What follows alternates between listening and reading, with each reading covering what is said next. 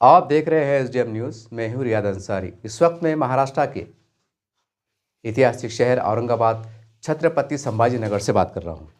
देखिए, आज तमाम देश भर के, चाहे हिंदी हो, इंग्लिश हो, मराठी हो, छोटे हो, बड़े हो, सभी अखबारात में एक बात बहुत नुमाया तौर से शाये हुई है, यानी कि प्रकाशित हुई है, जिसमें केरला में एक प्रोग्राम के दौरान भाजपा के सदर यानी बीजेपी पार्टी के अध्यक्ष, इनका नाम है देखिए राजू चंद्रशेखर।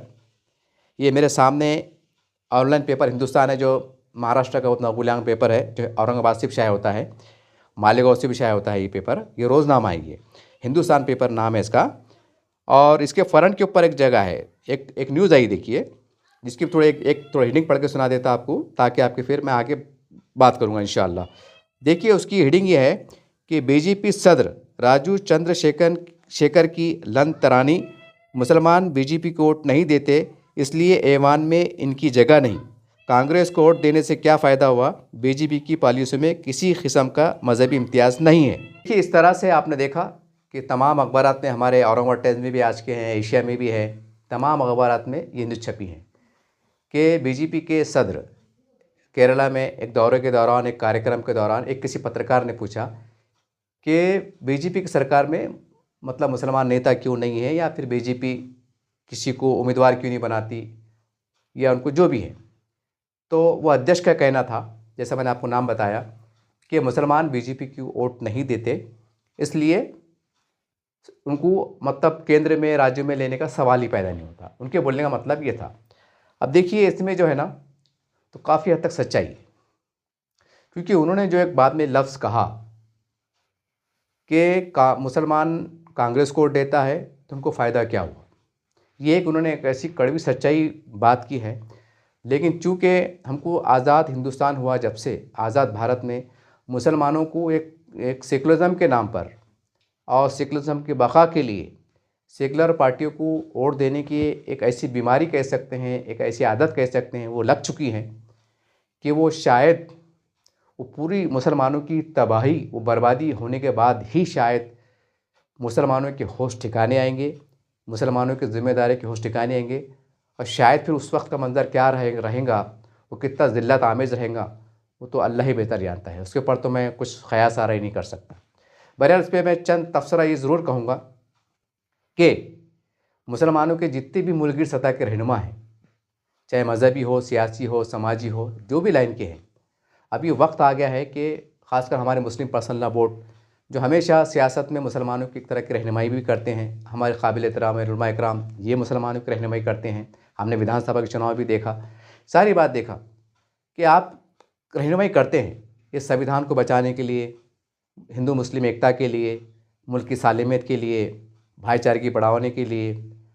हमेशा ऐसा देखा जाता है कि कई हिंदू उम्मीदवार सेकुलर पार्टियों का अलग अलग रहे, उनकी तायद की गई, तायदी लेटर निकाले गए, उनके हक़ में बयान जारी हुआ, उसके बाद वोटिंग हुई। ये जग ज़ाहिर है। अब तक 47 से लेकर आज तक यही कुछ देखने में आया है, सिर्फ तस्वीर अलग रही, सूरत हाल अलग रही। बहरहाल, जो वीडियो के ज़रिए मैं पैगाम देना चाहता हूँ और एक सवाल पूछना चाहता हूँ तमाम ज़िम्मेदारों से कि आखिर कब तक देश में मुसलमानों के ज़िम्मेदारान सेकुलरिज़म के नाम पर ठगे जाते रहेंगे? कब तक मुसलमान के ज़िम्मेदारान जो है तो कौम मिल्लत को हर चुनाव के मौके पर जो है तो सेकुलरिज़म की, दस्तूर की बका की दुहाई देते हुए उन्हीं के हक़ में वोट एक देने की अपील कह सकते हैं, एक अभियान कह सकते हैं, कि देते रहेंगे, जबकि सच्चाई कुछ और है। हम कब तक सच्चाई से आँख मोड़ते रहेंगे? कब तक कड़वी सच्चाई का मुकाबला नहीं कर पाएंगे? ये सवाल है, एक ऐसा सवाल है कि शायद इसका जवाब मिलना शायद बहुत मुश्किल तरीन है। लेकिन अब वक्त आ गया है कि मुसलमानों के ज़िम्मेदारों को चाहिए कि वो, जैसा कि बीजेपी के ज़िम्मेदार ने कहा है कि भाई मुसलमान बीजेपी को वोट नहीं देते, ये काफ़ी हद तक सच है। और मुल्की सतह पर कहीं देती भी है तो यूँ समझ लीजिए कि मुसलमान खुशी से नहीं देता। ये भी बहुत बड़ी सच्चाई है कि मुसलमान अगर कहीं वोट देता है तो वो वहाँ के ज़मीनी हालात को देख के देता है। जैसा अगर मैं मिसाल देना चाहूँ कोई देहात है, कोई खेड़ा है, पाड़ा है, छोटा सा बस्ती है, और मान लीजिए वहाँ पर 90% हमारे मराठा भाई रहते हैं और 5% 10% मुसलमान रहते हैं, तो जाहिर सी बात है कि 90% का रुझान अगर भाजपा की तरफ है, तो जाहिर सी बात है 10% के मुसलमान भी ऑटोमेटिक भाजपा के साथ चले जाते हैं। यानी कि गाँव में रहना होता है, मिलजुल के रहना होता है। उनको मालूम है कि हमें मिलजुल कर रहना है, इसी गाँव में रहना है, यहीं जीना है और यहीं मरना है। तब उसे एक मजबूरी भी कह सकते हैं सियासी, या कुछ और नाम दे सकते हैं, डर कह सकते हैं, या जो भी कह सकते हैं, या उनकी भाईचारा कह सकते हैं कि वहाँ के मुसलमानों की रोशन ख्याली कर सकते हैं, या आप जो भी उसको नाम दे सकते हैं आप दे सकते हैं। लेकिन अब वक्त आ गया है कि अब जैसे हालात देश में चल रहे हैं और मुसलमानों को लेकर जिस तरह की एक्टिविटी चल रही है और जिस तरह के बयानात आ रहे हैं, ऐसे सूरत हाल में, ऐसी नाजुक सूरत हाल में आज पूरे देश में सेकुलर पार्टियां इस पोजीशन में नहीं है, बिल्कुल नहीं है कि वो मुसलमानों को इंसाफ दिला सके, बिल्कुल नहीं है। और सबसे हैरानकुन और एक शर्मनाक बात यह है कि जब यही सेकुलर पार्टियां माजी में जब इक़्तिदार में रहा करती थी, जब इनके मुख्यमंत्री रहा करते थे, कई राज्यों में इनके मुख्यमंत्री रहा करते थे, बहुमत के साथ आमदार रहा करते थे, बहुमत के साथ खासदार रहा करते थे, केंद्र में इनकी सरकार हुआ करती थी, तो उस टाइम इन्होंने मुसलमानों के लिए जिस तरह से एक संविधान अधिकार के तहत जो करना चाहिए था वो बिल्कुल नहीं किया। और जब किया है तो यूँ समझ लीजिए कि ऊँट के मुँह में जीरा, यानी दिया भी है तो कोई एहसान नहीं किया है। बदले में मुसलमानों ने झोली भर भर के आपको वोट दिया है और आपको मतलब आमदार बनाया है, खासदार बनाया है, कई राज्यों के मुख्यमंत्री बनाने में आपकी योगदान दिया है, यहाँ तक कि केंद्र सरकार के अंदर भी आपकी भूमिका रही है। और उसका सबसे बड़ा सबूत यह है कि बाबरी मस्जिद की शहादत के बाद जिस तरीके से मुसलमान शुरुआती दौर में, यानी शुरुआत के जो 10 साल रहे, जिस तरह से कांग्रेस पार्टी से बिछड़ा, यानी उनसे नाराज़गी जताई और वोट बैंक उसका खिसका, तो वहाँ से आप अंदाज़ा लगा लीजिए कि फिर कांग्रेस पार्टी को कभी मतलब एक बहुमत के साथ इक़्तिदार में, राज्य में, केंद्र में रहने का मौका नसीब नहीं हुआ। कई इत्तेफाक से कई आ गए, ये सच्चाई है। यानी कि मुसलमानों के दम पे ही जो है तो सेकुलर पार्टियाँ जो है तो राज्यों में, केंद्रों में राज करती थी। और उसके बाद कई सेक्टर कमेटी की रिपोर्ट है, कई महमूदुर रहमान कमीशन की रिपोर्ट है, कई मुख्तलिफ कमीशन की रिपोर्ट है, कई दानिशवर स्कॉलर मुसलमानों के उनके आर्टिकल्स हैं, उनके बयानात हैं, उनकी सर्वे रिपोर्ट है, जो चीख कर कह रहे हैं कि 75-76 सालों में मुसलमान, इस देश का मुसलमान, उसकी हालत तमाम शोबेजात में इस कदर बिछड़ के रह गई कि इस देश में रहने वाला हमारा आदिवासी भाई, दलित भाई से भी बिछड़ कर रह गया। ये एक बहुत बड़ी रिपोर्ट है। यानी कि अगर मैं मोटे अल्फाज में आपको समझाने की कोशिश करूं कि अगर 100 मुसलमान हैं तो सिर्फ बामुश्किल 25 मुसलमान खुशहाल है, और 75 जो है 75% जो है तो मुसलमान एकदम गरीबी रेखा से नीचे जी रहे हैं। ये आंकड़ा है। बस खुदा कुदरत से, एक माहौल से, कुछ बाप दादा ने प्रॉपर्टी लिए थे, जो भी है। अगर मैं महाराष्ट्र की बात करूँ, मराठवाड़ी की बात करूँ, अगर मैं औरंगाबाद ज़िले की बात करूँ, निज़ाम स्टेट का हुआ करता था, बाप दादा की प्रॉपर्टी थी, खेती थी, बाड़ी थी, भाड़ी थी, मतलब एक बहाने से आप जो है तो एक माशी तौर से आप मुस्तहकम हैं। वरना ऐसा बहुत कम देखने में आता है। 5% से वैसे कम मिलेंगे कि जिन्होंने अपने बल के पर लखपति करोड़पति बने हो। ऐसा आंकड़ा 5% से भी कम है मुसलमानों की, अगर मजमूई आबादी का हम एनालिसिस करते हैं तो।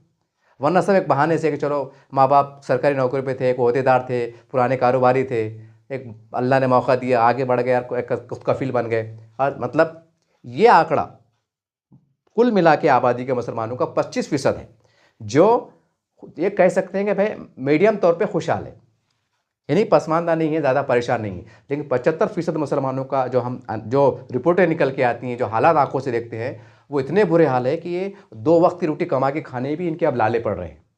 इतनी सूरत हाल बदली है। तो सवाल ये है कि अब कब तक ये सेकुलरिज्म की पुंगी बजाते रहेंगे।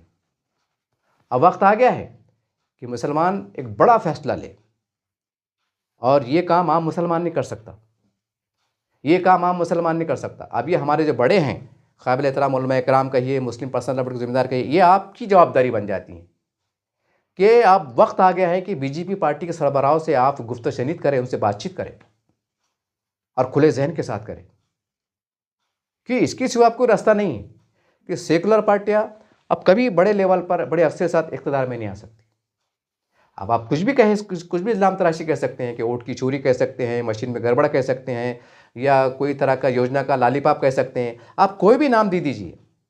लेकिन ये सच्चाई है कि अक्सरियती कौम, यानी हमारे बिरादरी, हमारे हिंदू भाई, आज उनका चेहरा, आज उनकी सोच, आज उनका झुकाव कहीं ना कहीं शिवसेना, मतलब शिंदे सरकार की शिवसेना, और भाजपा की तरफ दिखाई देता है। ये एकदम सच्चाई है और ये आंकड़ों के साथ मौजूद है। कई बड़े बड़े दिग्गजों के बयानात मौजूद है। इसे आप नकार नहीं सकते। थोड़ी देर के वास्ते आप मुझे नकार सकते हैं, लेकिन ये जो सबूतों के साथ बहुत सी बातें मौजूद है, इसको आप नकार नहीं सकते। अगर इतने हालात पर भी अगर हम जो है तो एक बोलते हैं ना, एक लंगड़े घोड़े की हम सवारी करें, तो आप कब तक दौड़ेंगे? सेकुलर जो पार्टियां हैं, एक नाम नेहाद, ये एक ऐसे लंगड़ा घोड़े की शक्ल इख्तियार कर गई है कि ये खुद अपने पैरों पे खड़े रहना उनको मुहाल हो रहा है। यानी सेकुलर जो पार्टियां हैं, मैं आपको बहुत खुल के कह रहा हूँ कि ये एक ऐसी इनकी बिसात, एक ताकत, इनकी ऐसी सूरत हाल बन के रह गई है कि एक ऐसा लंगड़ा घोड़ा जो दौड़ नहीं सकता, जो बामुश्किल खड़े भी नहीं हो सकता, तो फिर मुसलमान इसके ऊपर सवारी कैसे कर सकते हैं? एक सियासी घोड़े पे सवारी कैसे कर सकते हैं, जबकि इनके वजूद पे सवाल उठ रहे हैं, जबकि इनकी नैया डूब रही हैं। अगर मैं शिवसेना की बात करूं मिसाल देने के वास्ते, तो देखिए नामो निशान तक छिन गया। हालांकि मुसलमान की पार्टी नहीं थी, उद्धव ठाकरे साहब को मुसलमान नहीं है, हिंदू है, कट्टर हिंदू है, हिंदू सम्राट के नाम से जाने जाते हैं। लेकिन आज देखिए क्या सूरत हाल बदली है। हालांकि ये भी हिंदुइज्म को मानने वाले हैं, ये भी अपने आप को एकदम पक्का सच्चा हिंदू कहते हैं, और भाजपा भी अपने आप को हिंदू नवाज कहती है। लेकिन देखिए सूरत हाल कितनी बदली हुई है। यानी ये भी जो है तो अपने आप को बचा नहीं पा रहे हैं सियासी तौर पर। तो सवाल ये फिर मुसलमानों को इंसाफ मिलना दिलाना तो बहुत दूर की बात है। तो अब मुसलमान क्या करें? अब एक बात मैं बड़े अदब एहतराम के साथ मुसलमानों के तमाम सियासी लीडरान और तमाम जिम्मेदारान के सामने एक बात रखना चाहता हूँ कि बड़ी हैरत होती है, बड़ी हैरानगी होती है कि जो पसमानदा समाज जो आरक्षणों में आता है मुख्तलिफ, अगर हम मुख्तलिफ इलेक्शन का मतलब MP मेंबर ऑफ पार्लियामेंट का, विधानसभा का, हम अगर महाराष्ट्र के अगर एनालिसिस करें, उसका जायज़ा लें, तो ये समाज जिसको हम पिछड़ा जाति कहते हैं, पसमानदा कहते हैं, मैं सलाम करता हूँ इस समाज पर और समाज के तमाम जिम्मेदारों को, इनके नेताओं को। हालांकि ये भी 10 जगह बटे हुए हैं, लेकिन जब कौम की बात आती है, जब कौम के विकास की बात आती है, तो ये चलती गाड़ी में बटते हैं, ये बंद गाड़ी में नहीं बटते हैं। ये देखते हैं कि हमारा फ़ायदा कायमे है, सियासी फ़ायदा कायमे है, जहाँ से हमको सरकारें बड़े फैसले लेकर हमको फ़ायदा पहुँचा सकती हैं, ये उनके साथ ज़्यादातर जाना पसंद करते हैं। अगर मैं क्योंकि ये वीडियो औरंगाबाद से रिलीज़ हो रहा है, तब क्योंकि मैं इधर उधर की मिसाल दूंगा तो आपके समझने में आप समझ नहीं पाएंगे। आप बोलेंगे यार बंदा ऐसे कैसे उनकी फेवर की बात कर रहा है, शायद आपके जहन में कुछ भी आ रहा होगा। तो मैं आपको औरंगाबाद ज़िले की शहर की मिसाल देने की भरपूर कोशिश करूँगा, ताकि ये जो मैं कहने जा रहा हूँ या मैं कह रहा हूँ, क्या सच कह रहा हूँ कि गलत कह रहा हूँ, आपके समझने में आसानी हो जाए। अब देखिए चंद्रकांत खैरे साहब 3-4 बार आमदार रहे, 3-4 बार समझो खासदार भी रहे, काफ़ी उन्होंने 35-40 साल जो है तो राजनीति में निकाला। तो खाली खैरे साहब का, चंद्रकांत खैरे साहब का जो है तो वो करो, आप जायज़ा लो वोट बैंक का कि खैरे साहब कैसे चुन के आते थे। भाई मुसलमानों के वोट पे तो सेकुलर पार्टी चुन के आते थे। अगर मैं उस ज़माने की बात करूँ तो राजेंद्र डढ़ा बाबूजी चुन के आते थे। ये मुसलमानों का जो गट्ठा जाता था ये उनके इस पर चल जाता था, और जो सेकुलर पर हमारे जो हिंदू भाई लीडर हैं, मतलब सॉरी जो जनता है, वो वोट बैंक समझो ऐसा समझ लीजिए कि 40% उधर से आ रहा, 60% मुसलमानों को जा रहा। बन गए राजेंद्र बाबूजी डढ़ा, आमदार बन गए, राज्य मंत्री बन गए, शिक्षा मंत्री बन गए। अब सवाल ये है कि जो हमारे पसमानदा हमारे समाज से जो आते हैं, पिछड़े समाज से आते हैं, तो इनका वोट बैंक का एनालिसिस कीजिए। देखिए जमहूरियत है, मैं ये नहीं कहूँगा कि मैं उन पर टीका नहीं कर रहा हूँ, बल्कि उनकी रोशन ख्याली पे आपको तवज्जो दिला रहा हूँ। जबकि उन पे आरोप लगते हैं भाजपा पे, सेना पे, कि संविधान को ख़त्म करने वाले हैं, जातिवादी पार्टी हैं, ये इनके ऊपर खुलेआम स्टेट से आरोप लगाते हैं। लेकिन जब चुनाव का टाइम आता है, जब वोट देने की बात आती है, एक बड़ी संख्या, एक बड़ी आबादी लोकशाही माध्यम से पुरअमन तरीके से जो है तो इनका वोट बैंक ट्रांसफ़र हो जाता है। देखिए आप कि चंद्रकांत खैरे साहब के आमदार बनने में और खासदार बनने में मतलब कौन से समाज का कितना कितना कंट्रीब्यूशन रहा। देखिए आप अगर मैं औरंगाबाद की बात करूं तो हमारे पास जो है तो ये विधानसभा चुनाव के अंदर हमारे वंचित बहुजन आघाड़ी से भी उम्मीदवार खड़े रहे, अफसर खान साहब खड़े रहे, लेकिन एक बड़ा वोट बैंक, इसमें कोई शक्ति का हमारे दलित भाई की वोट मिले, लेकिन बड़ा वोट बैंक कहाँ गया, ये सवाल है, कहाँ गया। अगर बड़ी तादाद अगर मतलब उधर जाती हैं, महायुति की तरफ जाती हैं। मैंने पहले कहा कि लोकतंत्र है, मैं टीका नहीं कर रहा हूँ, एक एनालिसिस बता रहा हूँ कि वो गया। और जबकि दूसरे प्रचार में ये भी सुने जाते हैं कि भाई वो संविधान ख़त्म करने की बात करते हैं। जब संविधान अगर ख़त्म होता है तो सबसे बड़ी मार कहाँ बैठेंगी? यही जो आरक्षण ख़त्म होंगे। मुसलमान तो पहले बेचारे मैदान से बाहर है, मुसलमान का रह के नहीं रह के मतलब नहीं आ रहा। उसके बाद भी जो है तो उनसे एक सियासी दोस्ती होती हैं और वो जाते हैं और सरकारें चुन के आती हैं तो बराबर उनके काम होते हैं। यानी कि वो वोट देते हैं, बदले में सरकार उनका विकास करती है, क्योंकि आंकड़े आते हैं कि कितने समाज के हमको कितना % वोट मिला। ये पोलिंग बहुत चीख चीख के कहते हैं कि भाई हमको इतने वोट मिले, ये एक चीख। तो उसके बेस पे फिर वो उनका भी दिल बड़ा हो जाता है कि ये भी उन पर भरोसा जताते हैं, विश्वास जताते हैं, तो बदले में विकास से काम होते हैं। लेकिन अगर हम 4 साल आमदार के चंद्रकांत खैरे साहब के और खासदार की अगर हम एनालिसिस करें तो ये जब चुपचाप एक महाविकास आघाड़ी बनी तो उसके बाद कुछ मुसलमानों ने कुछ बढ़कर यानी 10-15% के आसपास जो भी है, ये कम भी ज़्यादा भी हो सकते, मुसलमानों ने शिवसेना को वोट दिया, महाविकास आघाड़ी के नाम पे वोट दिया। चलो भाई, पूरी तरह से वोट नहीं दिया लेकिन वोट दिया।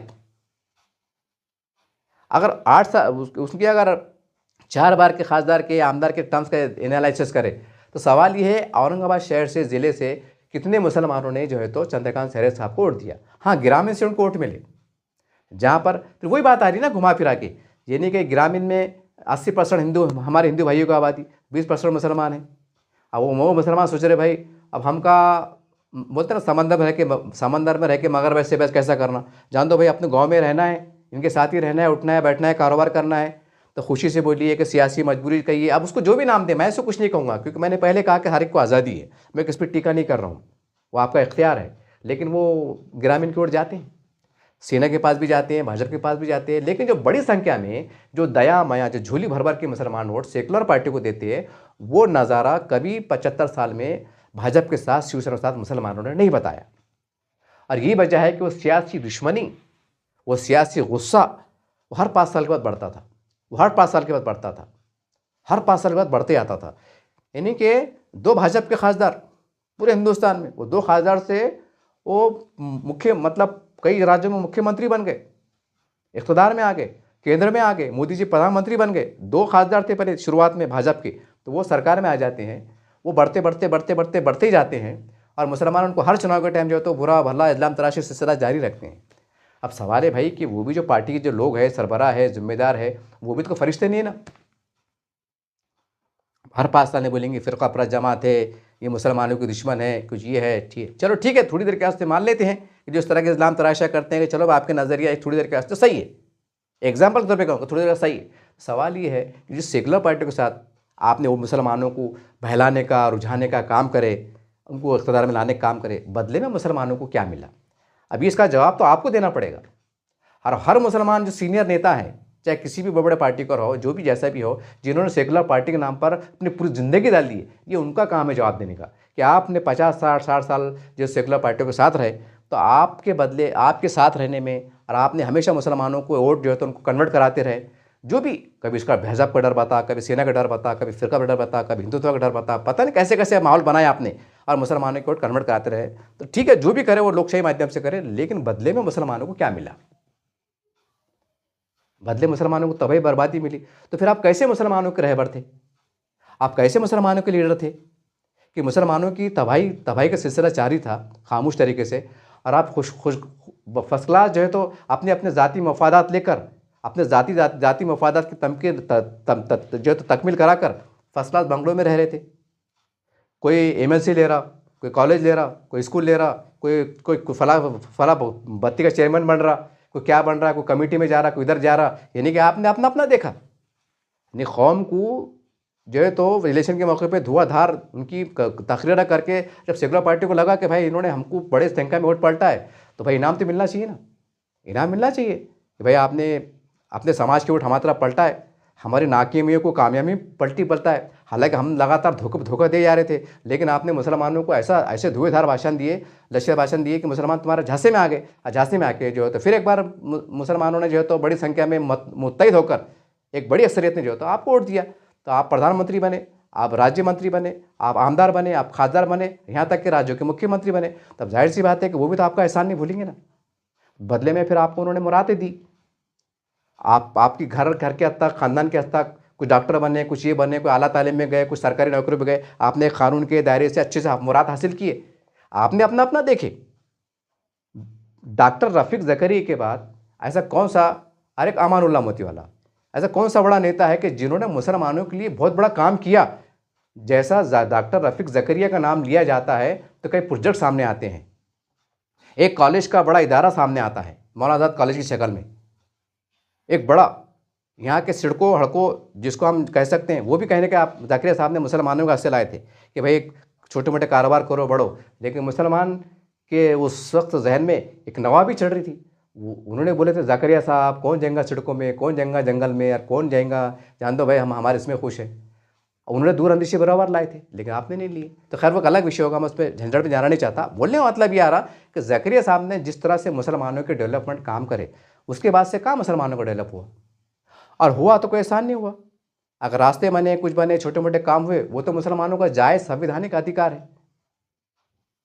क्या ऐसा हुआ कि जैसा कि भाई पड़े गौ की बस्ती है, वो लीगलाइज करा दी गई, एक मौसम नुमाइंदगी से लीगलाइज करा दी गई, उसको एक मंजूरी मिली, उसको ज़्यादा मुरादें मिली, कम वक्त में वहाँ के रास्ते बन गए, एक एक रास्ता बन गया।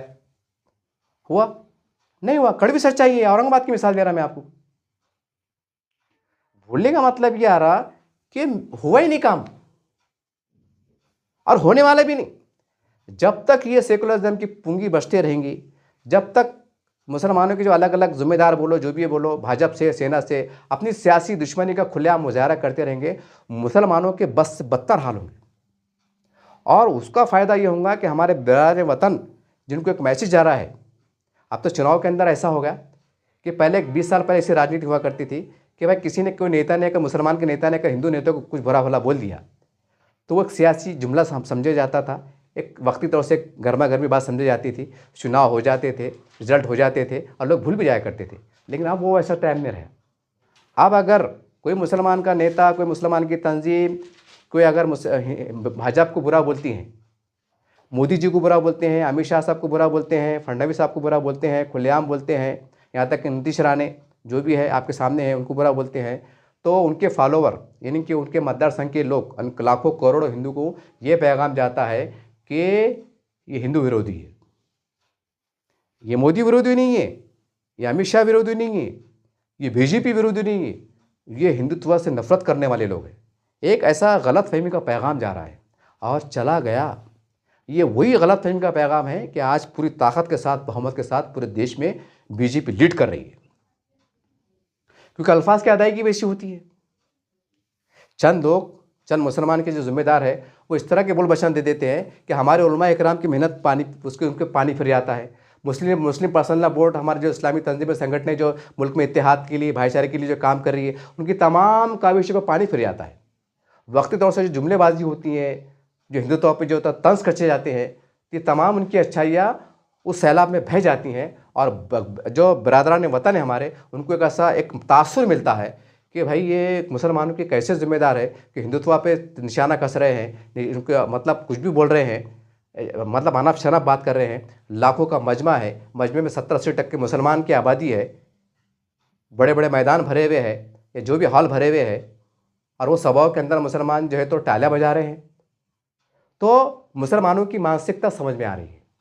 जो हमारे बिरादरान वतन जो हिंदू है ना, आज जो हिंदुत्व के लीडर है, वो फिर प्रचार में बोलते हैं कि देखो हिंदुत्व के खिलाफ बात हो रही है, हज़ारों की संख्या में मुसलमान तालियां बजा रहे हैं और वोट भी दे रहे हैं।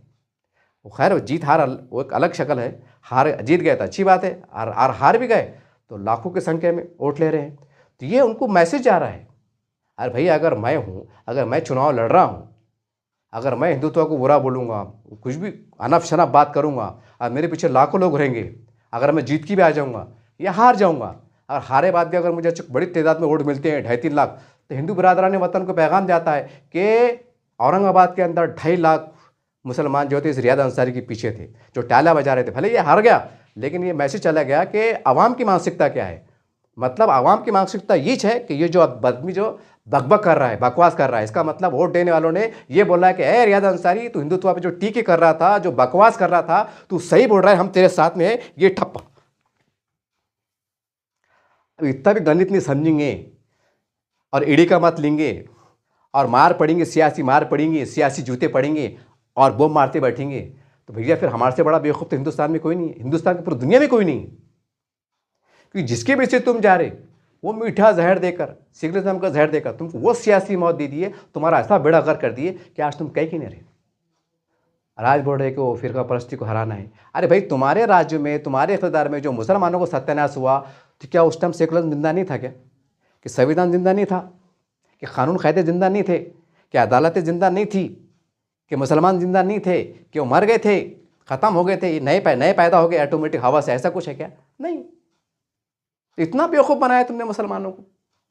रात डरा रहे कि संविधान खत्म हो जाएगा, तुम खतरे में जाएंगे। अरे मुसलमान तो जब से मुसलमान तुम्हारे से जुड़ा और तुमको मुसलमान कुर्सी बिठाया, जब से मुसलमानों को सियासी पनौती लग गई, पनौती लग गई मुसलमानों को, नीचे आ रहे नहीं। और अफसोस, सद अफसोस शर्म से डूबने वाली बात है कि मूलगीर सतह पर कई बड़ी बड़ी सियासी शख्सियतें मौजूद थी जो ये गिराफ गिरता हुआ देख रही थी, लेकिन उन्होंने आंख में आंख डाल के बात नहीं करे। सेकुलर पार्टी सरकार से आंख में बात नहीं करे कि खबरदार 3 साल हो गए हैं और ये मुसलमानों का गिराफ कैसा गिर रहा है, ये सरकारी निज़ाम में इतने बिछड़ क्यों जा रहे हैं, ये तालीमी निज़ाम में इतना बिछड़ क्यों जा रहे हैं, ये समाजी मैदान में बिछड़ क्यों जा रहे हैं, ये क्यों हो रहा है, तुमसे क्या चूक हो रही है, तुम्हारी योजना क्यों नहीं आ रही है, तुम्हारी योजना क्यों नहीं पहुँच रही है? ये कई मुल्कीर सतह पर मुसलमानों के जिम्मेदारों ने ठोक बजा कर नुमाइंदगी नहीं करे। वो थोड़े बहुत मुफादा हासिल कर लिए। ऐसा नहीं है कि सबने नहीं करे। अगर मुल्की सतह पर 100 मुसलमान के लीडर है, मैं पर क्लियर करा दूं, आप ये ना समझें सबको बोल रहा हूँ, 10% अच्छे रहे जो पहले भी थे, आज भी और क़यामत तक रहेंगे, इसमें कोई शक नहीं। लेकिन 90% जो है तो एक सियासी समाजी मुआफ़ात परस्ती के टोले के अंदर एक बनावटी चेहरा लेके जिए। किसको MLC मिल गई, किसको पर्दे से क्या मिल गया, किसको क्या मिल गया, किसको राज्यसभा मेंबर मिल गई, किसको ये मिल गया, कुछ चेयरमैनशिप मिल गई, ले ली। अरे ठीक है भाई, मुझे उस पर कोई एतराज़ नहीं, अल्लाह आपकी और तरक्की दे। अरे मगर मुसलमानों को क्या मिला? आपको MLC मिल गई, किसको राज्यसभा मेंबर मिल गया, किसको आमदारगी मिल गई, किसको क्या मिल गया, कोई वक्फ बोर्ड का मेंबर बन गया, जो भी बन गया आपको मिला, लेकिन आवाम को क्या मिला? आवाम को सिवाय तबाही बर्बादी कुछ नहीं मिला। फिर 5 साल में आते थे, फिर बताते थे कि शिवसेना चुन के आ जाएंगे, हमको वोट दो। ये वीडियो बनाने का जो मेरा मकसद है, जो पैगाम मैं देना चाह रहा हूँ कि आप मुसलमानों को जिम्मेदारों को चाहिए कि बीजेपी जो सरकार है, राज्य लेवल पे बोलिए, केंद्र सरकार पे बोलो, अब हमारे जो मुस्लिम पर्सनल बोर्ड के जो काबिल एहतराम उलमा इकराम है, ज़िम्मेदारान हैं, ये आपका अखलाकी फ़र्ज़ है कि मोहन भागवत साहब से मुलाकात कीजिए, ये डेलीगेशन ले जाइए, बातचीत शुरू करो। आप कुछ नहीं बचा, अब कुछ नहीं बचा। बोलते ना कि वो एक कोई प्लेयर खेलता देखो क्रिकेट का मैदान, तो वो 92 पे पहुँच जाता, तो सेंचुरी मारने से 8 रन कम पड़ते। तो ये हाल सब भाजपा का चल रहा है पूरे देश के अंदर कि वो 91-92 खेल रही है, अब 29 के अंदर हो सकता है कि सेंचुरी मार ले, शायद फिर हमारे वोटों की भी ज़रूरत ना पड़े। हमारे बोले तो मुसलमानों की, हमको नहीं होना तुम्हारे वोट, तुम पहले से हमारे थे नहीं सियासी एतबार से, अब हमको तुम्हारी ज़रूरत भी नहीं, जाओ जिसकी तुम जय जयकार करते तो जाओ। अच्छा, मुसलमान पलट के देख रहा तो वो भी गायब। यानी मुसलमानों का आने वाले 30 साल मतलब 29 के बाद जो रहेगा वो सियासी तौर से यह हाल होगा कि शोले फिल्म का मुझे एक छोटा सा मुकालमा याद आ रहा। देखिए कि असरानी जो है तो एक जेल में जाता है, हालांकि मज़ाहिया मंजर है वो, लेकिन वो मंजर, मज़ाहिया मंजर, वो मजाकी मंजर आज पूरे मुसलमानों के ऊपर फिट बैठता है। असरानी बोलता है कि आधे उधर और आधे इधर और बाकी मेरे पीछे, बाकी कोई नहीं है। तो ये हाल 29 के बाद होने वाला है। सेकुलर पार्टी टूट-फूट हो जाएंगी, ईडी के डर से, इसके डर से, कैसे के डर से। कोई बोलेगा कि भाई हिंदुत्व के नाम पे चले गए, जैसा बहुत से सेकुलर भाजपा पे प्रवेश करके उनको हिंदुत्व से प्यार आ गया, वो चले गए। आखिर में ये होने वाला है, कोई हिंदुत्व के नाम पे चल देगा, कोई डर के मारे चल देगा। कुछ जब दुकानें बंद हो जाएंगी तो बोलेंगे भाई आवाम का इसरार था, मेरे मतदार संघ के लोगों की चाह थी कि साहब तुम अब चल जाओ भाजपा में, अब चल जाओ तुम सेना में। तो मैंने मतदार संघ के आवाम की सुना और भाजपा में प्रवेश कर लिया या सेना में प्रवेश कर लिया। यानी कि सुपड़ा साहब, यानी आधे इधर आधे उधर, पीछे क्या है। ये हाल मुसलमानों को होने वाला है सियासी एतबार से। बहरहाल बुलडोजर कार्रवाई चल रही है, मदरसे पे चल रही हैं, मस्जिद कई जद में है, वक्फ बोर्ड निशाने पर है, क्या क्या बातें हो रही हैं। खुलेआम बहुत कुछ हो रहा है। अब सवाल ये है कि जो ताकत में है, जो ताकत में है, अगर हम उससे दोस्ती का हाथ नहीं बढ़ाएंगे, उनसे बातचीत नहीं करेंगे, यानी वो ताकत में है, हम उनसे बात ही नहीं करेंगे, तुम्हारी दोस्ती बढ़ेगी कैसा? तुम्हारी दोस्ती बढ़ेगी कैसा? क़ुरबतदारी बढ़ेंगी कैसा? हम उनको हमेशा बुरा ही बोलते बैठेंगे, बुरा ही बोलते बैठेंगे और उससे दूरी इख्तियार करते बैठेंगे कि नहीं ये दुश्मन है, दुश्मन है। अरे मगर वो प्रधानमंत्री बने हुए हैं वो, और आने वाले भी इसमें बनेंगे। अभी चुनाव चल रहे हैं नगर परिषद के, इसमें भी बीजेपी का बोलबाला होने वाला है कि जिस तरह से वोट की टूट, सेकुलर मुसलमानों के वोट बैंक फूटेंगे, बंटवारा होगा, ये जग जाहिर है, ये होने ही वाला है। तुम खड़ो 4 दिन मस्तियाँ कर लो, सियासी मस्तियाँ कर लो, उठो उछल कूद कर लो, बाद में रिजल्ट आएगा तो ये चाहेगा कि बड़ी बहुमत के साथ महाराष्ट्र में नगर परिषद पे, ग्राम पंचायत पे जो है तो कई शिंदे सरकार ने भगवा लहराया है, तो कई भाजपा ने लहराया है, झंडा लहराया है। ये आपको पेपर में हेडिंग मिलेंगी, देखने को मिली। जब चुनाव रिजल्ट आएंगे ना, ये सुनने को मिलेगा। जब एनालिसिस किया जाएगा मालूम पड़ेगा कि भाई सेकुलर पार्टियों का या सेकुलर वोटों का जो है तो बंटवारा हुआ। खप गए। अब कौन से मुँह से जाते? अरे भाई जी भर के अपन उनको कोसेंगे, बुरा वाला बोलेंगे, फिर शर्म आती ना जानने को, यार उनको तो अपने बुरा वाला बोले थे, इनको अपने क्या कहने बोले थे, शर्म आती। ये वजह से दूर रहे, क्योंकि हमारे जो बड़े थे जिम्मेदार, बड़ी अक्सरियत वालों ने जी भर के गाला दिए, कोसे, आरोप लगा, ये करे वो करे, तब कौन से मुँह से जाते कि साहब हमारी मदद करो? क्योंकि वो इलेक्शन के वीडियो, उनके डायलॉगबाजी, उनकी बयानबाजी सामने रहती ना। तुमने तो हमको जी भर के बुरा बुरा कोसे थे और क्या क्या हम पे आरोप लगाए थे, और आप फिर आप हमारे पास क्यों आ रहे? सीधी सी बात है, सीधी सी बात है। तो फिर हमारे से अच्छे तो हमारे देश के जो तमाम जो पिछड़ा सबका समाज कह सकते हैं, वो समाज, उनके जिम्मेदारान बाशऊर है, रोशन ख्याल है।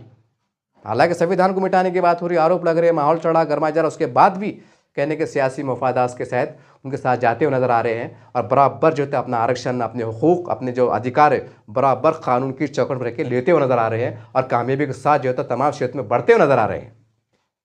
कि उनको डर नहीं है कि हम बीजेपी के साथ जाएंगे तो, मतलब सबकी बात नहीं करूँगा मैं, लेकिन बड़ी, मैं बोला ना, औरंगाबाद की मिसाल ले लूँ ना कि 4 टाइम हमारे चंद्रकांत खैरे साहब, देखिए ना, औरंगाबाद मुसलमानों को वोट तो इधर गया, तो बाकी जिसको हम बोलते वोट कहाँ जा रहा था भाई? खैर उनका अधिकार है, मैं टीका नहीं कर रहा हूँ, लेकिन वोट तो जा रहा था ना। देखो ना खैरे साहब को वोट, उसमें कितने कितने समाज का कितना योगदान है लोकशाही माध्यम से।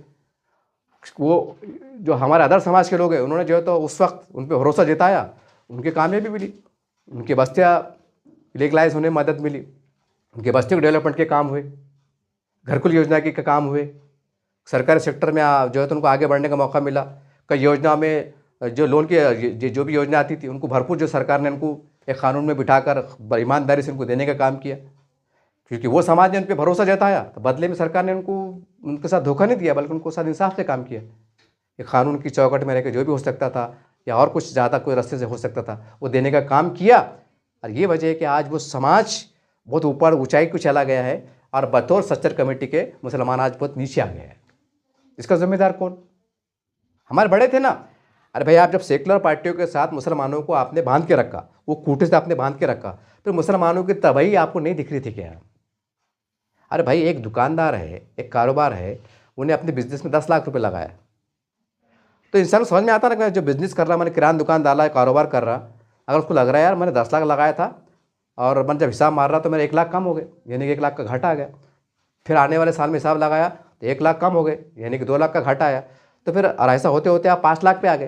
तो अक्लमंद व्यापारी क्या करता? अक्लमंद व्यापारी बोलता है इसमें तो घाटा आ गया, मैंने 10 लाख लगाया, उल्टा मेरे 5 लाख खप गए, यानी मैं अंदर हो गया। तूने क्या करता? वो दुकान बंद कर देता कि भाई इसमें तो घाटा आ रहा, इसे दुकान बंद करो, दूसरा अंदर सोचेंगे।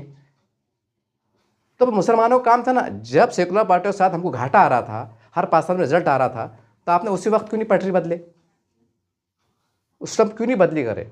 यानी कि सियासी जहरीले भाषण देके उसको आके मुसलमानों को गुमराह करके, यानी कि बिरादरान के वतन में आराम, उसमें इतनी दूरियां बढ़ गई, इतनी सियासी नफरतें बढ़ गई, क्या चाह के भी नज़दीक नहीं आ सकते। एक शर्म आती है, सही है ना भाई? किसको अगर अपन बुरा भला बोले, यानी कुछ भी बोल दिए, अब वो सामने आया तो शर्मिंदगी होती ना, नहीं होती क्या? अबे अपने वार्ड का इलेक्शन है, अब कुछ अगर एक मिसाल दे रहा मैं, अब कुछ अगर 10-20 बच्चों ने अगर किसी मतलब खुल के काम करे कि नहीं हम तुमको वोट नहीं देते, हम ये पार्टी काम करेंगे, अब फ़र्ज़ करो कि जिस पार्टी का तुम काम कर रहे, खुल के काम करे, वो बंदा हार जा रहा, तो तुमको दूसरी जब हार जाता और जो बंदा सामने आता तो तुम फ़ख्र से गले मिलते का, और कहो साहब तुम चुन के आ गए। नहीं, बनावटी बनावटी तो उससे मिल लेते, अरे साहब छोड़ो पुरानी बात होगी, जान दो इलेक्शन हो गया, जान दो जीत के आ गए। वो अलग शक्ल है, बनावटी, दिखावा, मक्कारी, लेकिन शर्मिंदगी होती ना, साला यार वो अपने को कितना ऑफर दे रहे थे, कितना बुला रहे थे कि मिल के बात करेंगे, बैठ के बात करेंगे, समझ रहे ना, खुली खुली ओपन बात है। तो हमने कहा साला यार आप चुन के आ गए, लीड से आ गए, अब साला अपने काम कैसा होंगे। ये सच्चाई है, बनावटी बात रहती, भाई चुन के आ गए, सबके हो गए, आप पुरानी बातें भूल जाओ, क्या भूल जाओ, तुमने गोवा दी, चटका दी, क्या भूलते बैठेंगे हो सियासी तौर पर। ये सच्चाई है। तो जब हम बाप जन्म में वोट देंगे नहीं और मुसलमान को जिम्मेदार उनसे सियासी सौदेबाजी करेंगे नहीं, आगे बढ़ेंगे नहीं, तो ये चाल लूँगा, ये चाल लूँगा। अल्लाह ना करे बाबरी मस्जिद गई और हर तेज रफ्त जो माहौल करवट ले रहे हैं, जो बयाना सामने आ रहे हैं, वल्लाह नहीं वल्लाह आलम पता नहीं कितने मस्जिद कुर्बानियाँ हो जाती, और हो गई कानून के ज़रिए से। ये मस्जिद सरकारी ज़मीन पर बनी हुई है, बताओ कागज़ चला दिए बुलडोज़र, मध्य प्रदेश है, देखो ना आप। अरे भाई वो भी शहीद हुई ना, तो ऐसा कुछ है कि भाई बाबरी मस्जिद कोई बहुत बड़ी मस्जिद थी, साहबा कराम ने और नबी सल्लल्लाहु अलैहि वसल्लम ने जो था अपने हाथ मुबारक से बनाया था, इसलिए उसका मुकाम बहुत अलग था, और ये दूसरी मस्जिद शहीद हो रही, इसका मुकाम छोटा है, नौज़बिल्ला। ऐसा कुछ है करना नहीं, अल्लाह घर मस्जिद बोले तो मस्जिद, चाहे छोटी रहो बड़ी रहो, अल्लाह घर बोले तो अल्लाह घर। जैसा बाबरी मस्जिद पे एक जलवा, एक जोश दिखा, जुनून दिखा, कई मस्जिदें शहीद हो गई, कुछ भी नहीं करे मुसलमानों ने। इसलिए नहीं करे क्योंकि सेकुलर पार्टी सरकारों में नहीं है। अब उसके बाद क्या कार्रवाई हो रही, जो सामने आ रहा, जो उछल कूद कर रहा, कार्रवाई इस कानून के दायरे में फिट बैठ रहा कि ये मुजरिम था, इन्हें फिसाद कराने की कोशिश किया, फिर फर्स्ट क्लास जो है तो कानून के जरिए से जो भी उनका बिल्डो चल जा रहे। एक आयला मोहम्मद जिसके अंदर कोई ऐसा गलत बात नहीं है, उसके ऊपर किस तरह से कार्रवाई हुई, ये आप देख रहे। तो सेकुलर पार्टियों ने ऐसे बुरे वक्त में मुसलमानों की क्या मदद करे, कोई भी मदद नहीं करे। वो हमारे जो काबिल एहतराम जो हमारे जमीयतुल उलमा है, इस्लामी तंजीम संगठन है, ये आके केस लड़ते, ये जो तो चंदा हमारे ज़कात खैरात मदद करके मतलब मुसलमानों से मदद लेके तो केस लड़ते, वकील खड़े करते, सुप्रीम कोर्ट में जाते, ये करते। कि अब देखने में आया कि भाई ये बेकसूर मुसलमान बच्चे हैं, तो कोई सेकुलर पार्टी के ने ऐलान करी कि भाई ये हम इस केस के लड़ने के लिए एक कानूनी अंदाज से, ठीक है, जो फैसला आएंगे देखेंगे, अगर गलत है तो हम उसको भी कबूल करेंगे, सही है तो उसको भी कबूल करेंगे। ये हम जो है तो चूँकि गरीब मुसलमान फंसे हुए जैसा रिपोर्टें आ रही हैं, हमें भी दिख रहा है, तो भाई 10 लाख लो, भाई 10 लाख का चेक हम जमीयत उलमा को देते हैं ताकि वो आप केस लड़िए। भाई अगर हम इमदाद भी दे और केस भी लड़े तो कोई बुरी बात थोड़ी है। आप कोर्ट का जो फैसला आएगा, अगर दोषी पाए जाएंगे तो जेल में जाएंगे, सड़े जाएंगे, वहीं मर जाएंगे। लेकिन जैसा कई जो केस के फैसले आए, बरियों के बाहर आए ना भाई, अभी हाल ही में आए 2 रोज़ पहले 4 या 5 बेकसूर बाहर आए जमीयत उलमा की मतलब रहनुमाई में, उनकी कानूनी पैरवी से। किन्हें दिया मुसलमान के नहीं, बस ये बोलते। अरे जब मुसलमानों पे जुल्म होता, ज़्यादती होती, तो उस टाइम कोई बहुत बड़े सेकुलर पार्टियों के नेता बड़े बड़े बयान नहीं आते, ये खुल के नहीं आते कि हम तुमको वकील खड़े करते और ये बोलते कि भाई अगर दोषी है तो कड़क सजा दो। बोल सकते ना तुमको क्या का डर है। अरे भाई अगर दोषी है तुम खुद बोलो, फरियाद करो सरकार से, कोर्ट से कि इनको कड़ी से कड़ी सजा दो। लेकिन अगर बेकसूर है तो माए बाप इनको जो है तो इंसाफ से दीजिए, कर सकते। लेकिन नहीं, तुमको डर है अगर हम मुसलमानों की रिहाई में मदद करेंगे तो फिर और हम पे मतलब हमारा हिंदू वोट बैंक खराब हो जाएगा, ये फिर आपको डर सताता है। और सबसे बड़ी शर्मनाक बात यह है कि विधानसभा में अगर एमपी इलेक्शन में देखें तो मुसलमानों को ज़्यादातर टिकट नहीं दिया गया, क्यों तो बोले आप चुन के नहीं आ सकते, आपको मतलब बिरादरान वतन की वोट नहीं मिलेंगे। तो ये सबसे शर्मिंदा और सबसे नीच और सबसे घटिया सियासी सोच है कि आप हिंदू, आपकी पार्टी हिंदू नवाज के, आपके सरबराह हिंदू, आपकी मेजोरिटी में हिंदू, आपके आमदार हिंदू, सब हिंदू, उसमें अगर एक आधी बंदा मुसलमान का टिकट 2-4 अगर मिलते हैं जो कुछ हल्का भारी नहीं करेंगे, आपके सियासी मरे दम तक गुलाम रहेंगे, आप उठ बैले तो उठ मिले, बैठ वक्त बैठेंगे, ये मुसलमानों की सियासी दिक्कत हो गई। उसके बाद भी कहा जाता है कि ये इनके वोट तुमको नहीं मिलेंगे। अब कितना मुसलमानों को मतलब गिरा दिया गया, कितना गिरा दिया गया, कितना जलील करके रख दिया गया सियासी तौर पर। हम कब तक जलील होते बैठेंगे, इतने हमने सियासी जूते खा लिए, हम तबाह बर्बाद हो गए, मुसलमान कहीं नहीं रहे। तब जो बात शुरू हुई थी कि भाजपा के जो सदर है उन्होंने कहा कि मुसलमान वोट नहीं देते, तो मेरी आपसे गुजारिश है कि बात कीजिए, बात कीजिए, कुछ बातें बंद कमरे में कीजिए। मैं आपके जहन में आ रहा हूँ, कुछ लोग कमेंट करेंगे, अरे जनाब वो हिंदू राष्ट्र की बात करते हैं, वो संविधान को बदलने की बात करते हैं, वो मनुष्यवादी मनुस्मृति की बात करते हैं, वो क़ानून की बात करते हैं। भाई देखो, मैं मोटे अल्फाज में कहूँगा, गौरन अल्फाज में, या शेख अपनी देख। जो 75 साल का तग़ज़िया करे, एनालिसिस करे, तब मुसलमानों के बड़े ज़िम्मेदारों को अब यही पॉलिसी इख्तियार करना चाहिए कि या शेख अपनी देख। यानी कि हमको बीजेपी से बड़े लेवल पे, इंडिया लेवल पे, मोहन भागवत साहब से, इनसे जो भी है, जो लीड कर रहे हैं, एक पर्दे के पीछे एक अच्छे अंदाज से, मेरे अंदाज से लीड कर रहे हैं। सबको पता है ना, कोई ऐसा नहीं कि मैं एक नजूमी हूँ, मैं अंदर की बात बता रहा हूँ, आपको सबको पता है, मैं नई बात नहीं कह रहा हूँ। अगर हम उससे मुज़ाकरात करते हैं, बोलते हैं साहब हम आपके साथ में आते हैं, बताइए हमें क्या फ़ायदे मिलेंगे। हमें ये फ़ायदे हैं कि हमारी मज़हबी शनाख्त पे हमले ना हो, हमारी मस्जिद है, दरगाह है, खानका है, मस्जिद है, ख़बरस्तान है, हमारी शरीयत है, हमारी मारिफत है, हमारा बुर्क़ा है, हमारा ये है, जो भी है, इस पे हमले ना हो, इसके ऊपर कुछ कीचड़ उछाला ना जाए, इसके ऊपर कोई गंदी राजनीति ना हो। हम चाहते हैं कि हमारी जो मज़हबी शनाख्त है, जो हमारे जो अहकाम है, इस्लामी जो अरकान है, मामलात है, उसके अंदर कोई मुदाखलत ना हो, और हम बावक़ार तरीके से मुल्क की सरगर्मी में हिस्सा लें, तरक्की में हिस्सा लें, और हम भी आगे बढ़े, अब देश को आगे बढ़ाने के माविन किरदार अदा कर सकते हैं। कुछ ऐसी बीच की रास्ता निकालें, बिल्कुल निकालेंगे। क्या बाहर दुनिया में ईसाई देश नहीं है, कि चाइना में बुद्धिस्ट देश नहीं है? कभी अमेरिका में सुनने में आया, खाली 1-2 घटनाएं हो गई, वो भी मतलब क्या बोलेंगे कि वहाँ की लोगों की एक मजबूरी थी कि 9/11 पे जो हमला हुआ अमेरिका पे, बहुत से हमले हुए, आतंकवादी हमले हुए, तो ज़ाहिर सी बात है उनको भी एक कहीं ना कहीं दिल में गलतफहमी बोलो फैली कर, यार मुसलमान आतंकवादी हमारे देश में हमला कर रहे, तो फितरी अमल है कि वो भी अपनी वतन से प्यार करेंगे, वो फितरी अमल है, वो उसको कुछ नहीं कर सकते। लेकिन उसके पहले कभी सुनने में आया ऐसा कहीं कि भाई फ्रांस में, इसमें उसमें, कि मुसलमान वहाँ दंगे हो गए, फिसाद हो गए, ईसाई लोगों ने जो है मुसलमानों की बस्तियों को जलाया, उनके कारोबार को लूटा? सुनने में आया? नहीं आया कि वहाँ पे मस्जिद का लफड़ा आया, कि ये आया नहीं। वो जो भी उनके कानून कायदे का पालन करते हैं, बोलते भाई भैया तुम नमाज़ पढ़ो, कुछ भी करो, लेकिन बाहर एड़े चाले मत करो, बाहर गैर ज़रूरी बयान मत दो, ऐसा कुछ ऐसी गैर ज़रूरी बातें मत करो, तुमको क्या करना है करो, लेकिन अच्छे अंदाज से करो, उसको ज़्यादा हाईलाइट भी मत करो, चलो दो चक्री। ये सच्चाई है। मेरे बोलने का मतलब ये है कि अगर कई ईसाई राष्ट्र है, कई यहूदी राष्ट्र है, कई बुद्धिस्ट राष्ट्र है, तो वहाँ भी जो है तो मुसलमानों को आज़ादी है अपने अपने हिसाब से जो भी है। तो और चूँकि हिंदुस्तान का मसला अलग है, और उनको भी मालूम है कि ये समाज ने मतलब 950 साल हुकूमत करे, और ये हुक्मरान कौम है, ये बड़ी गयूर कौम है, बड़ी मेहनत कश कौम है, बड़ी ईमानदार कौम है, बड़े दयानतदार कौम है, ये जुनूनी कौम है, ये बहुत वफ़ादार होते हैं, अपने आप की वफ़ादार होते हैं, वतन परस्त भी है, गैरतमंद भी है, वादा निभाते भी हैं, और बहुत सच्चे वफ़ादार हैं, नमक खाते नमक अदा करते हैं। ये सारी सच्चाई इनको मालूम है ना, ये सारी हकीकत उनको मालूम है, इतिहास मुसलमानों को मालूम है। और मुसलमान इतने छठा पाँव नहीं है कि 2 कनपट्टी मारे तो बाहर निकल जाए, नहीं। ये 25-30 करोड़ है, बताते हैं 20-22 करोड़, 25 करोड़, उनको मालूम है, यह सारी हकीकत उनको मालूम है कि मुसलमान अगर बावक़ार तरीके से हमारे साथ आता है, और जैसा हम हिंदुत्व के सूखे से चढ़े हैं, बदले में अगर वो मुसलमानों को कुछ बीच का रास्ता निकाल के कानूनी अंदाज फ्रेम करके हमको संविधान के दायरे में रहकर ऐसे ईमानदाराना सलूक का, ईमानदाराना मतलब रवैये का हमको तयक़ुन दिलाते हैं, तो जाने में क्या बुरी बात है? कोई बुरी बात नहीं। अब ये दिल से निकाल दो कि हिंदू राष्ट्र है, ये हिंदू राष्ट्र ही है, और ये गैर एलानिया तौर पे हो चुका, खाली ऐलान नहीं हुआ। देखो ना जो फैसले आए, जो फैसले चल रहे, जिस तरह से कार्रवाई चल रही, ये SIR का मसला आ रहा, ये क्या मसला आ रहा, ये सब क्या चल रहा, ये क्या चल रहा? अब सवाल ये, जो ताकत में है, जो हुक्मरान में है, जो इंसाफ देने की ताकत रखते हैं, तो बहुत कुछ हालात कंट्रोल करने की ताकत रखते, अगर मुसलमान उनसे 2-2 हाथ करने को बैठेंगे तो आप कामयाब कैसे होंगे? आप कामयाब नहीं हो सकते, क्योंकि जो सेकुलर पार्टी के पीछे जा रहे तो उनके सरबराह भी हिंदू है, इधर भी हिंदू है, उधर भी हिंदू है।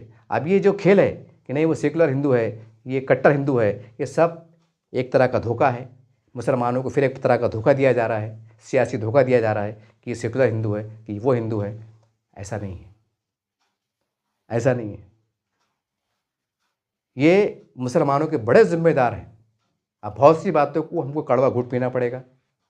बहुत से मुसलमानों को हो सकता है कि हमें पुराने दंगे याद आए, बाबरी मस्जिद की शहादत याद आए, बहुत हो सकता है कुछ अलमिया सानी याद आ जाए, लेकिन हमें पुरानी बातों को थोड़ा सा अल्लाह के रसूल पे छोड़ करके, अल्लाह तू हमारा कारसाज है, हम जो है एक अच्छे अंदाज से जो है बात कर रहे हैं और आगे बढ़ रहे हैं। अल्लाह तू हमारी मदद फरमा, तू दिलों में उनकी डाल दे।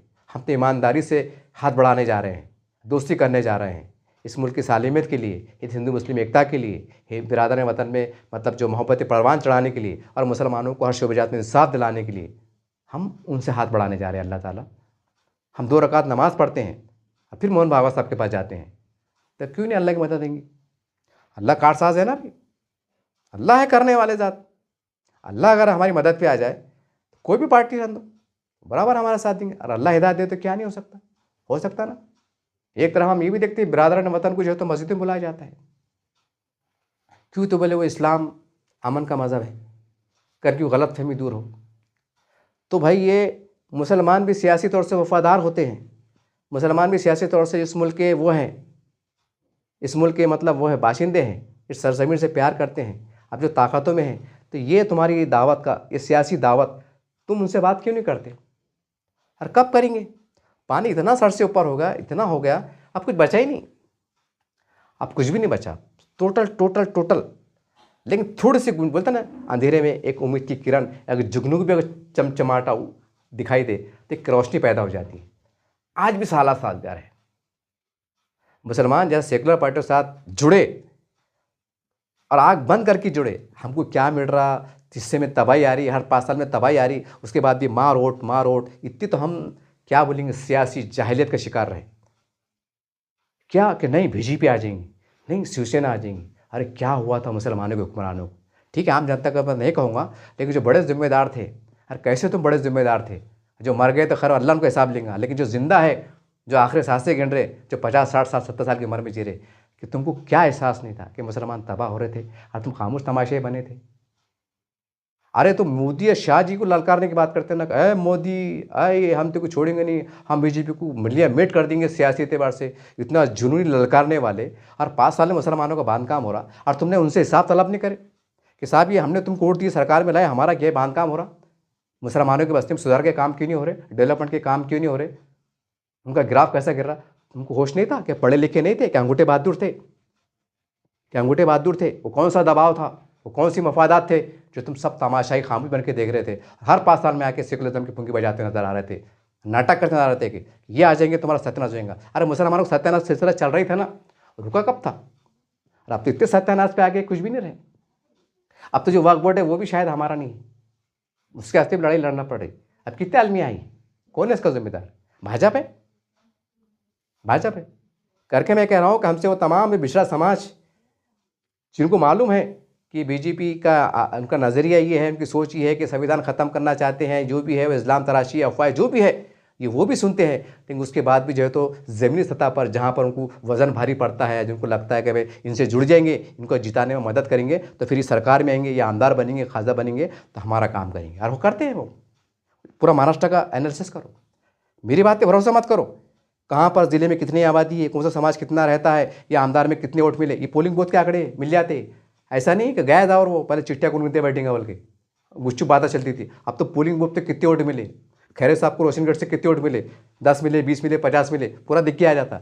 अब गया कान में बेड़ा का दौरा, आप उठा के देखो, समझ में आएगा कि यार हो यार, जो पसमानदा समाज जिसको बोले वो जो तो सेना भाजपा के साथ बड़ी तादाद में जाते नजर आता, पूरी तरह से नहीं लेकिन उस पर विश्वास जताता, सियासी सौदेबाजी होती, बावकार तरीके से होती और फ़ायदे उठाते और जी और जीने दो, उनको अपने अधिकारों का इस्तेमाल करते। मैं टीका नहीं कर रहा हूँ, लेकिन मैं बता रहा हूँ कितने वो रोशन ख्याल लोग हैं कि वो सियासी, एक तरफ तो उनकी दुश्मनी चालू है, सियासी दुश्मनी कि वो संविधान को ख़त्म करते हैं, ऐसा करते हैं, लेकिन बाद में कि जब चुनाव का मौसम आता है तो वे सियासी एक तरह की एक अंदरूनी कुछ बात सौदे होती हैं कि साहब हम तुम्हारे साथ आते, लेकिन हमारा काम करना पड़ेगा। जो भी सौदे होते हो सियासी एतबार से, और कामयाबी होती, कानून के दायरे में चौकट रख के उनकी कामयाबी मिलती, डेवलपमेंट के काम तेज़ी में होते हर चुनाव के बाद।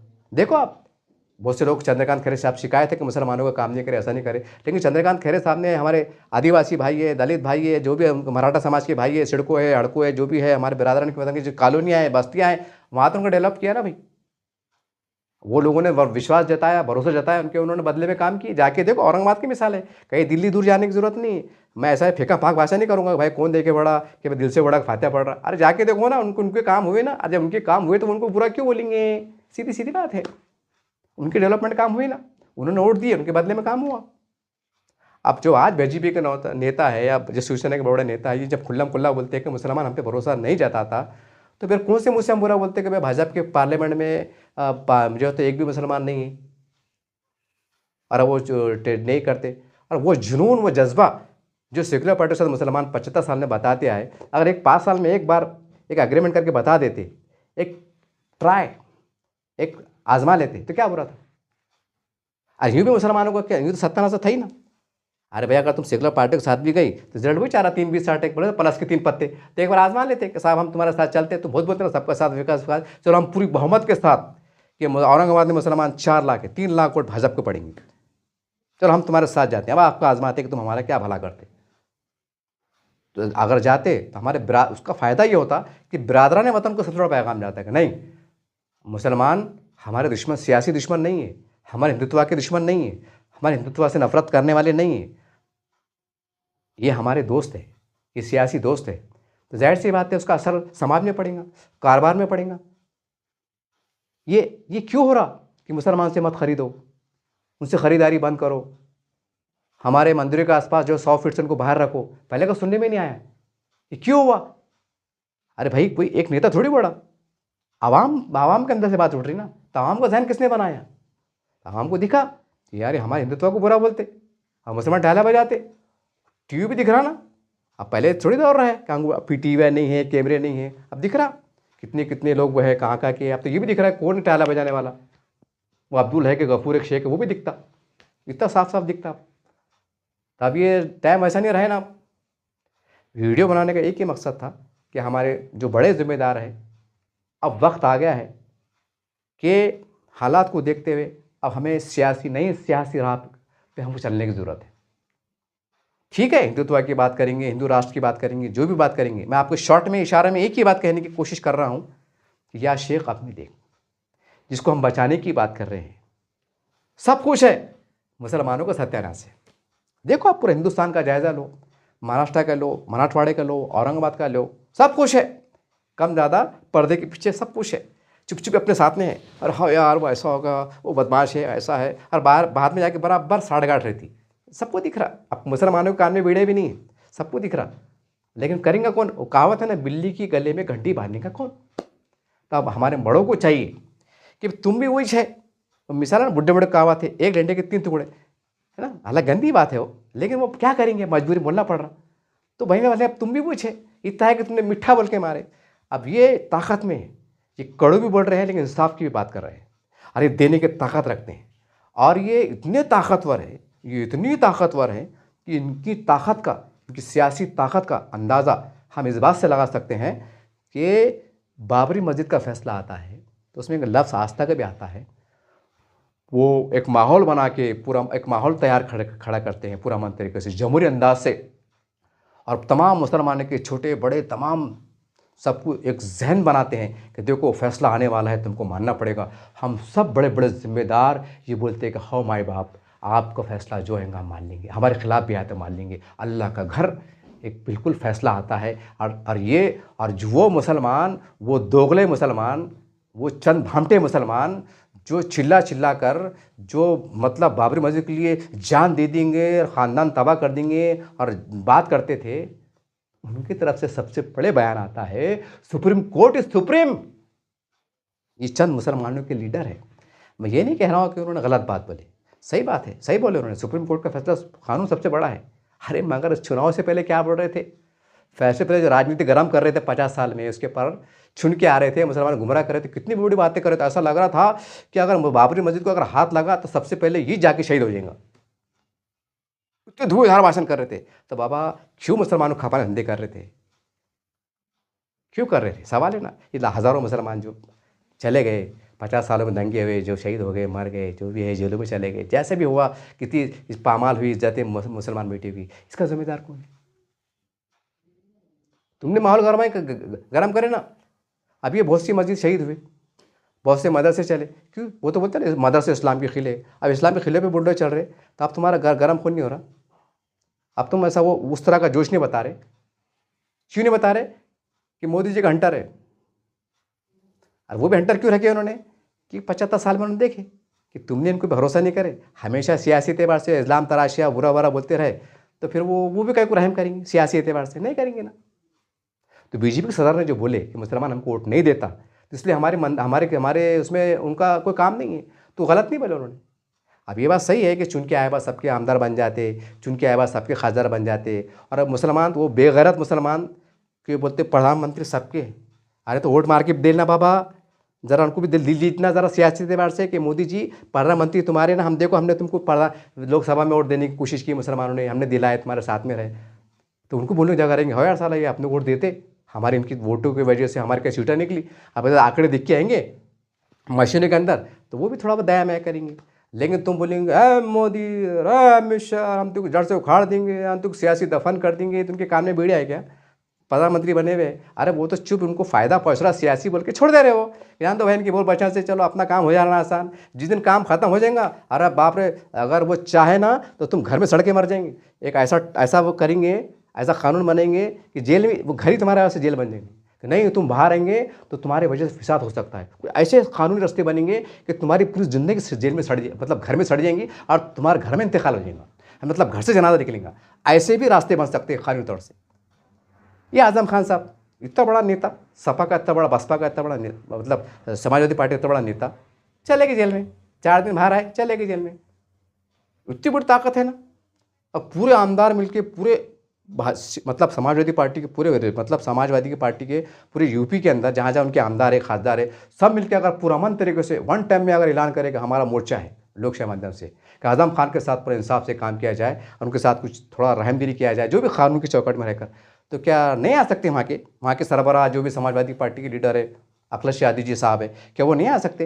अरे भाई ठीक है, कानून के हिसाब से फैसला होगा नहीं होगा बात की बात है, लेकिन एक ताकत का मुजाहरा कर सकते ना कि भाई मुसलमानों को दिखना है कि भाई हम आज़म खान के साथ में। लेकिन नहीं, बेचारे 2 साल में जेल में सड़े जाते हैं, बेचारे बाहर आते हैं, उनको मिलने को टाइम नहीं मिलता है। इतने तुम्हारे बुरे हाल हो गए, इतने बुरे हाल हो गए। अब फिर अपने आप को सेकुलर बोलते, फिर बोलते हम तुम्हारे दोस्त थे। तो बीजेपी अच्छी है, कम से कम कड़ू बोल देते, लेकिन मुंह पे बोल देते ना, मीठे मीठे बातें नहीं करते, कड़ू बोल देते। सही बोले उन्होंने कि भाई तुम हमको वोट नहीं देते तो बात खत्म, हम तुमको भी मंत्री बनाते बैठेंगे, कान में भिड़ेंगे उनके बराबर। तो अब मुसलमानों को जिम्मेदारों को चाहिए कि बात करो।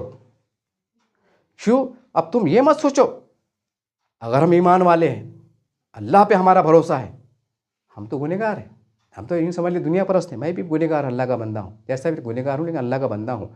आप तो उलमा इकराम हैं, आपका तक़वा, आपका दर्द, आपको रात को मतलब रोते हुए उठना, रातों को रोना, मिल्लत के लिए रोना, मस्जिदों में बैठ के रोना, अल्लाह आपके दर्द को देख रहा है।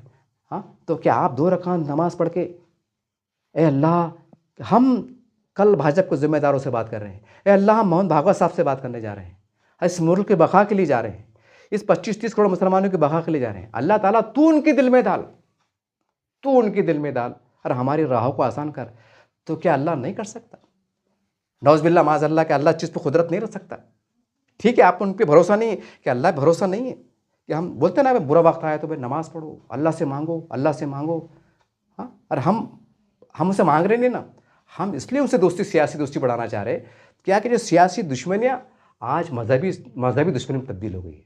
आज अगर कोई बीजेपी को बुरा बोलता है तो हमारे बिरादरान वतन को, उनके फॉलोवर को, हामियों को ये पैगाम जा रहा है कि ये समाज हिंदुत्व से नफरत करने वाला है, ये हिंदुइज्म से नफरत करने वाला है, ये हमसे नफरत करता है, ये हमारे राम मंदिर से नफरत करता है, ये हमसे नफरत करता है। इस तरह का माहौल, इस तरह का नज़रिया, इस तरह की अफवाहें, इस तरह की गलतफहमियाँ जो है तो समाज में चले जा रही हैं।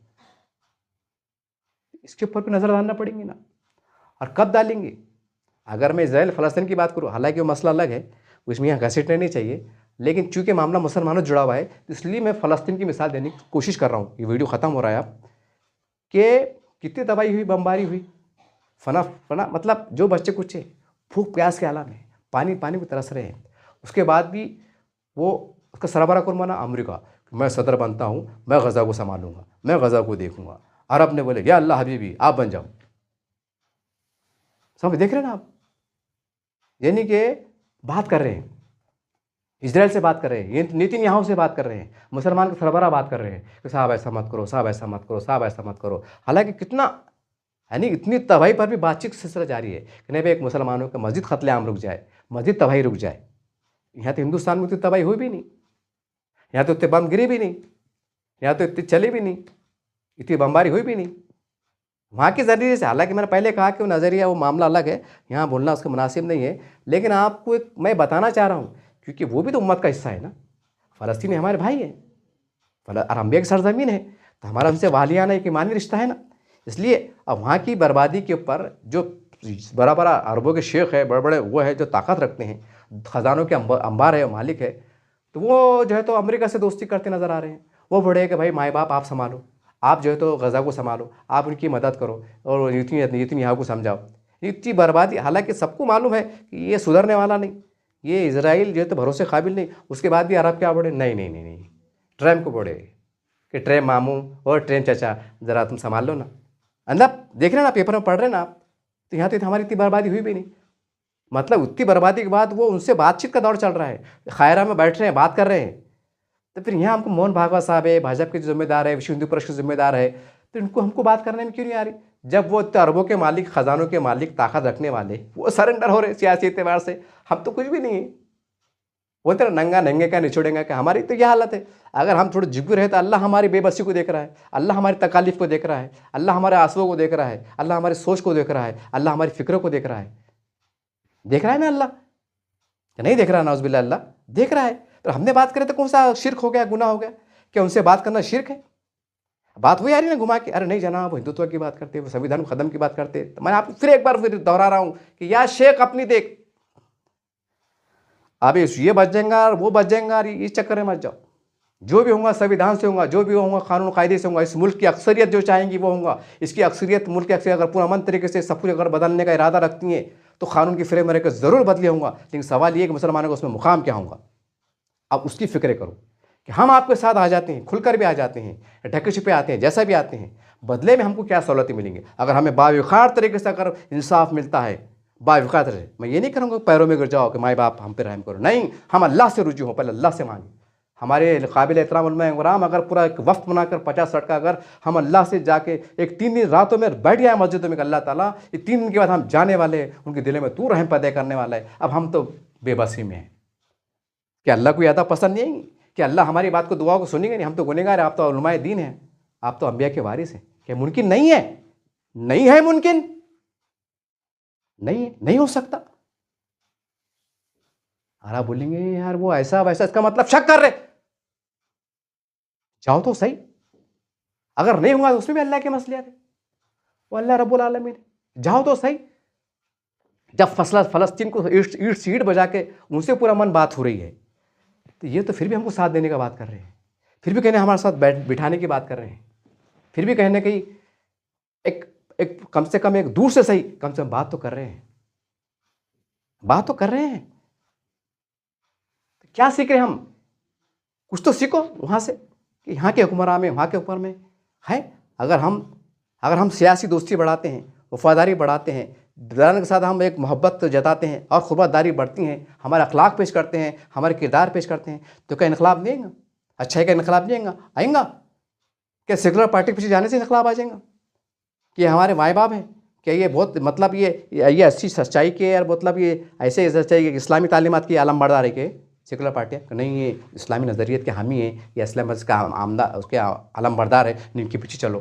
नहीं, ये भी वैसे, ये भी संविधान की बात करते, ये भी कानून की बात करते, ये भी संविधान की बात करते, ये भी कानून की बात करते, दोनों भी बात करते। बांध काम तो मुसलमानों को हो रहा, कानून का नाम ले, कानून के सामने हो रहा, संविधान के सामने हो रहा, और बड़े कैसा हो रहा, क्या हो रहा, कैसी छल कपट हो रही, सबको सब जाहिर है।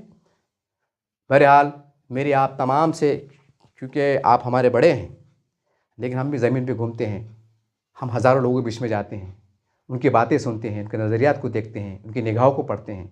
हम भी इतने बच्चे नहीं, हम भी, हमारे चंद बाल सफ़ेद हो रहे हैं, हमको थोड़ा बहुत तजुर्बा होगा।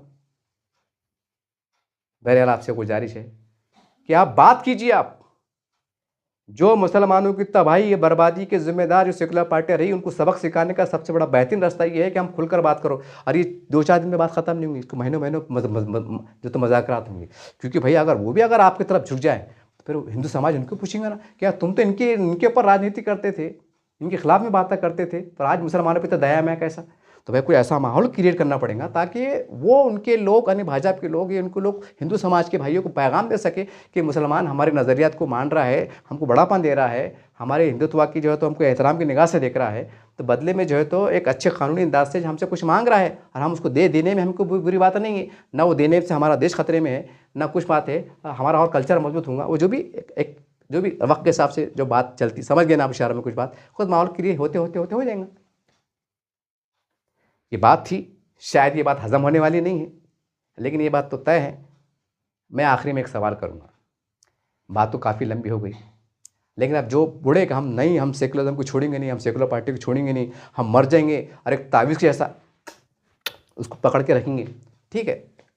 29 के बाद, ये 29 के बाद फिर और 34 के बाद और 5 साल के बाद, थोड़ी देर कैसे मान लीजिए कि पूरा गलबा हो गया, पूरा गलबा हो गया। कानून की चौकट में रहकर एक अच्छे अंदाज से, जमहूरी अंदाज से इस देश की जनता ने, हमारे बिरादर ने फैसला किया कि नहीं, हम हिंदू राष्ट्र की घोषित करते हैं, एक कानून के ज़रिए से हम घोषित करते हैं। अरे समझो हो गया।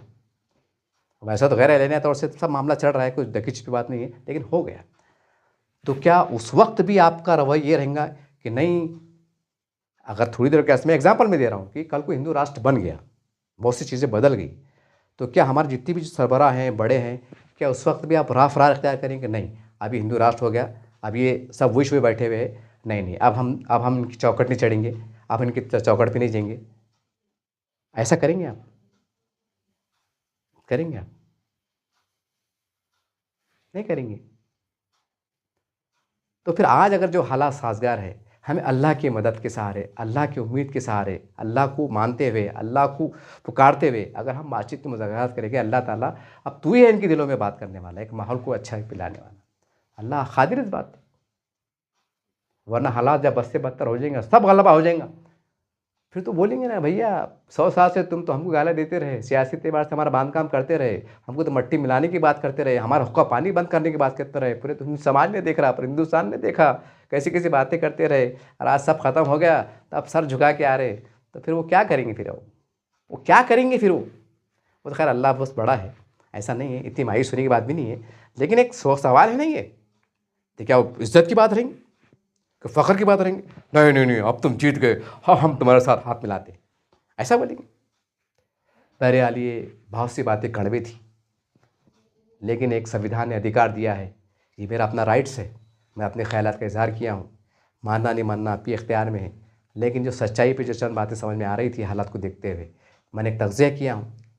अब क्या सही है, क्या गलत है, ये आपकी अदालत में है, ये आपके सामने है, आप फैसला कीजिए। कमेंट्स करते वक्त बहुत सोच समझ के कीजिए, ये आपसे गुजारिश है, और इसी बात से आपसे अलविदा होता हूँ। देखते रहिए आप एस बी न्यूज़ चैनल। जय हिंद, जय महाराष्ट्र।